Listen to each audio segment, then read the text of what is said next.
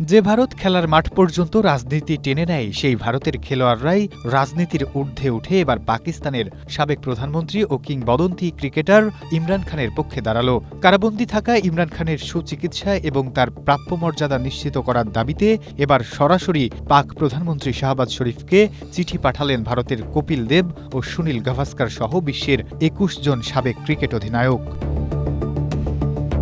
গতকাল রবিবার পাঠানো এই যৌথ আবেদনপত্রটি বিশ্ব ক্রীড়াঙ্গন ও আন্তর্জাতিক রাজনীতিতে তোলপাড় সৃষ্টি করেছে। ভারতীয় সংবাদ মাধ্যম হিন্দুস্তান টাইমসের এক প্রতিবেদনে এই তথ্য নিশ্চিত করা হয়েছে।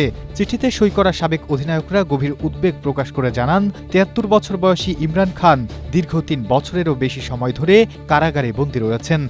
বসুন্ধরা কিংবা জলসিঁড়িতে অ্যাপার্টমেন্ট কিনুন ভাইয়া হাউজিং থেকে। এবং সম্প্রতি তার স্বাস্থ্যের মারাত্মক অবনতি হওয়ায় তার সাবেক সতীর্থদের অত্যন্ত ব্যথিত করেছে।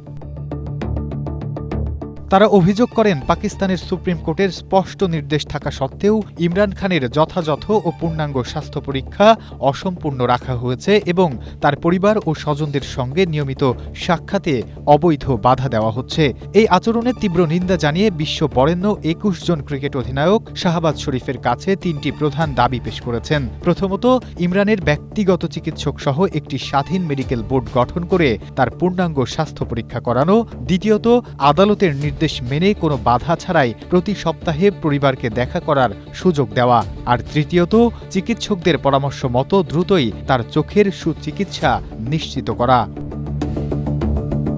Nasimuddin, Asia post.